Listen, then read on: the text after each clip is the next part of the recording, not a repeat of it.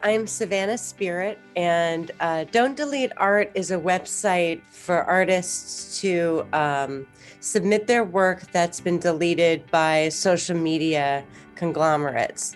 And our goal on the site now is a resource guide to help artists navigate through the process, help you if you do self-censor, help you censor and what tools, and what to do if you have a takedown. And so we're the first comprehensive guide to be able to do that.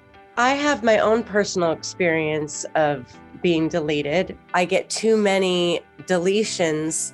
They don't really tell you, but you won't be able to log in.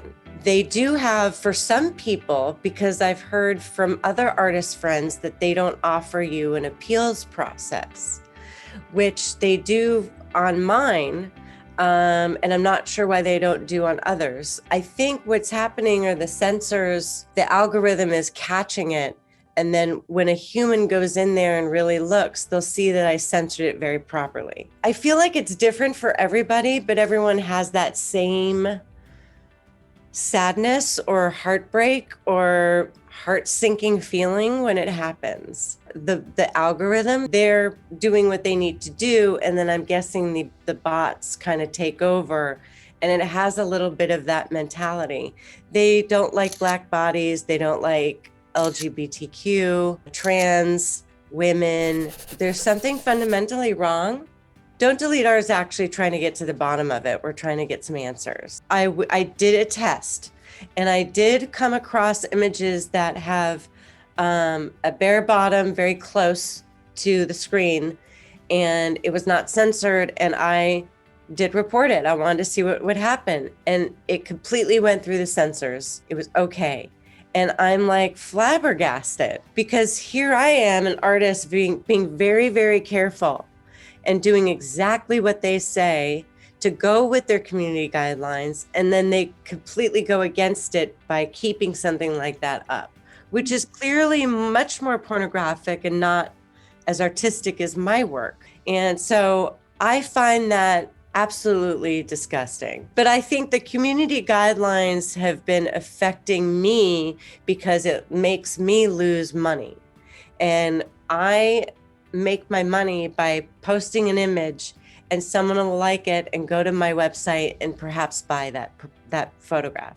So the takedowns are really, for me, they're interrupting my livelihood and my way to make a living. A long time ago, I was posting more pinup images of myself. And I thought in my head, well, maybe there's a way to get through those censors. And so what happened was the black and white nudes actually came through because of the censorship that I've been experiencing. The art has actually mutated because of the censorship. So it's actually gone from different stages because of it. So in a strange way, I can almost thank them for helping me kind of push through in my own art and my own creativity because of their limitations and the limitations that I have. This fight's important because it paves the way for the future too. And, I might be going through it with them, but maybe in 10 years, well, first of all, it might not exist anymore. If people can post their work without fear, then I feel like I did something to kind of help that.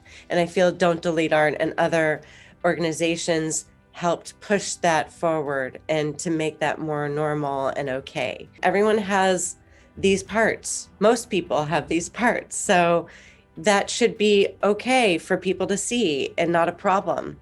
If you have been affected, then you definitely want to submit your artwork so we can get you onto the website. This website's here to help you. I think I would just end with to not quit and to keep going, and don't let it stop you from keep posting. There's ways to beat the algorithm, and so we're all just trying to figure it out. So I feel like in closing, it's really about keeping it going and keeping it alive, and don't quit posting your work. Open up a backup account. And also, I keep hearing that Twitter is the only platform where you don't have to censor, and they're okay with it.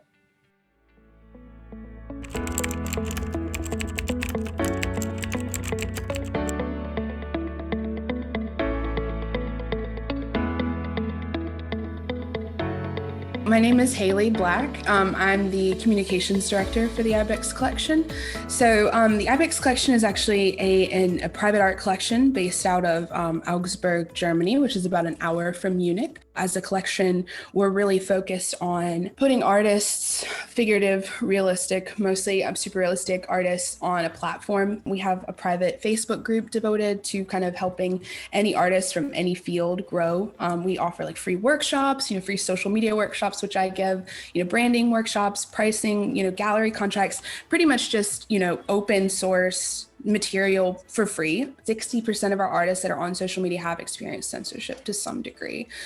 Instagram hasn't exactly put it out there that they have like a blacklist of accounts that they, but in my opinion, our engagement rate has fluctuated. Whenever we get censored, you can definitely tell it takes a huge dip, and it does take a while for it to come back up. Some artists don't recover from that dip because there's so many instances of censorship. And because I had posted it through the collection, through the collection's Facebook page, I personally got censored. I wasn't able to post for I think it was 24 or 48 hours. And we've even had instances too, and we have screenshots of all of this because we screenshot every instance of censorship where we've sent private messages to each other, where I've sent a message to one of the collectors, David Wilson. The painting's actually been censored in the private message and was taken out. A lot of the people that take our workshops are realist, kind of figurative painters by nature, because that's a majority of our followers and our artists' followers when they are artists themselves. And I always tell everyone that attends the workshops, here are the terms and conditions outlined. And here is exactly where it says you can share those paintings and those sculptures, like you said here. So it's blatant hypocrisy at this point.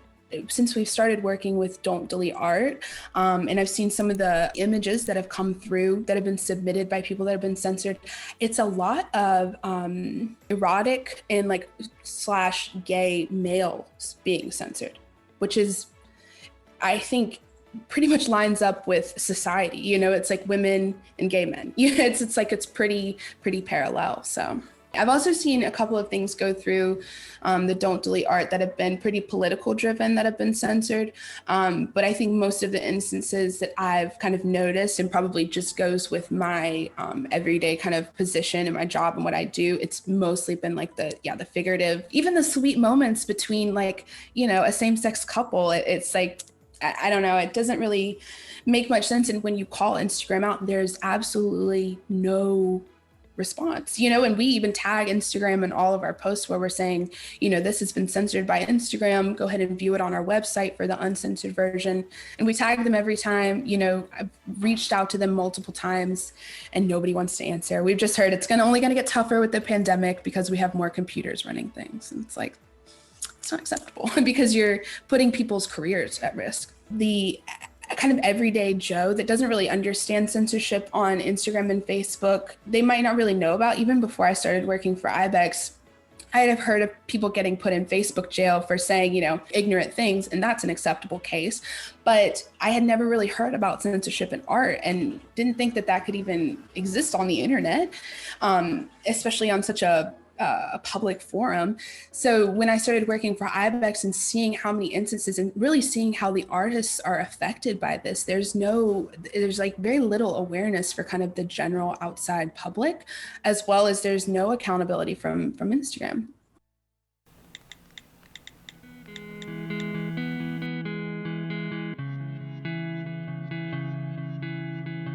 So my name is Paige Collings and I'm the Global Advocacy and Campaigns Coordinator at Freemuse. As an organisation, Freemuse, we're an international human rights organisation defending and advocating the right to freedom of artistic expression. We globally monitor and document the violations of and state of artistic freedom around the world with researchers that are based in the global north and the global south. We have partnerships and networks around the world documenting this situation. We undertake advocacy, so we work with policymakers, work with the UN and the EU and governments to change problematic legislation, try and change problematic legislation that's silencing artistic expression, but also introduce new frameworks and normative frameworks to protect artistic freedom. We campaign for artists, so when artists are detained or imprisoned or they've been harassed and they need legal support or they need, we call for their release, we have those as well.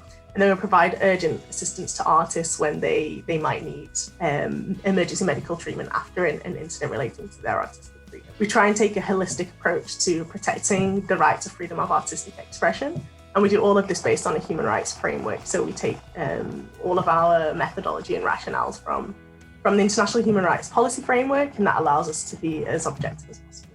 The implication is that we have public issues, so yeah, threats, harassment, and then we also have the concerns with public platforms, so Facebook, YouTube, Instagram.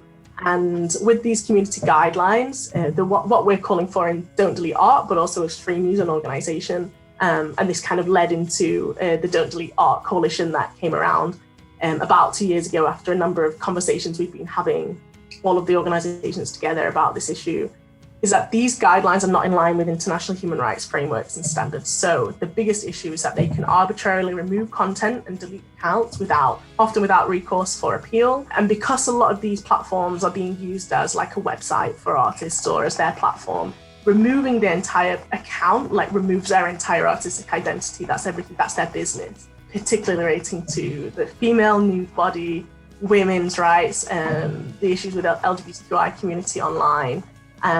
These are also being attacked from kind of a different angle. So because these social media guidelines aren't reflecting the international human rights framework, they don't allow for that kind of accountability to be held, that middle ground, which I guess maybe Facebook would call a grey area, which they have. We've had many conversations with them, basically asking why nude content immediately would be removed if it's an artistic expression. And they say, well, the algorithm just detects nudity, and so it just automatically gets taken down.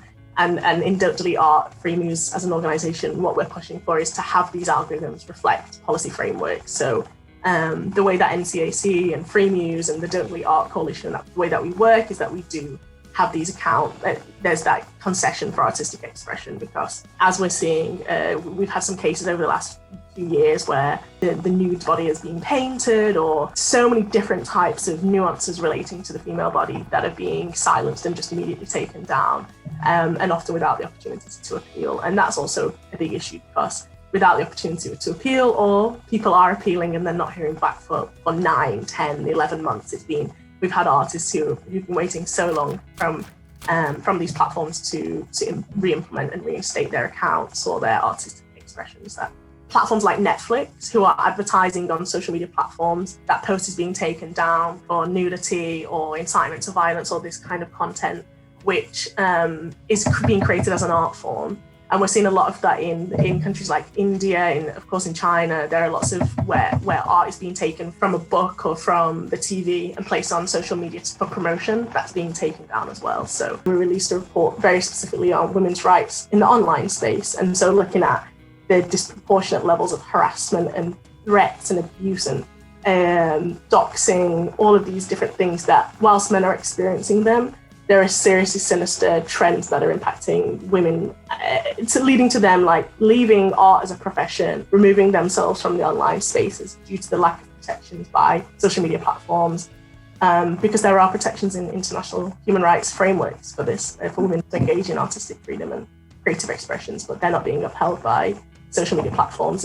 And what we're seeing is, removal of women from these spaces, and it's going to be detrimental to arts and culture as a whole. So for Freemuse, I think we have a number of different objectives as an organization. Raising awareness of artistic freedom in policy spaces. Once artistic freedom is mentioned in these spaces, it has more adequate protections. And so adding artistic freedom, there's been a wonderful success with media freedom and journalists' rights over the last 10, 15, 20 years.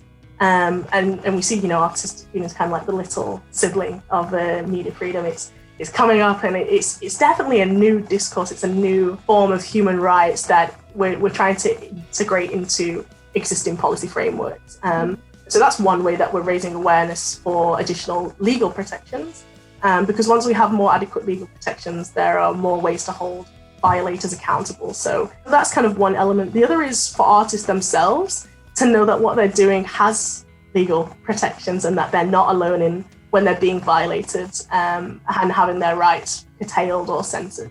Artists often don't know their rights. They're not aware that what they're doing is actually protected and that we're here to help them. And so one way we're also trying to raise awareness is for artists themselves, to let them know that we're here for them. We work for them if they need any assistance on a kind of like an individual level. we're also available. And then just for the general public to know that, this is also a serious thing. It's very rare. I think it would be seldom that any of us would not engage with art ever throughout even just one day. And to know that what we're doing and enjoying in art is to uphold, again, a fundamental human rights provision. Without art, without these protections, we would be in a very different place. And so that leads to a lot of social causes as well. When you ever see protests or shrinking of civil society, it's always the profound voices that go first, because they're mostly oppositional, and often they're artists, and they're the ones who put themselves at kind of vanguard of change. So you can join our campaign community. We have the Global Action Network, which is basically a network of individuals, well-meaning individuals who want to take action around the world. You can follow us on social media. Ironically, you can follow us on social media, where we do often, particularly our Instagram account, that's where we try and reclaim the space for artists. So when content has been removed, we try and reclaim that space for them and put that on our Instagram. And so you can see the content that's often being removed. At some point, these social media platforms do need to take action, and we're really working towards that, hopefully sooner rather than later.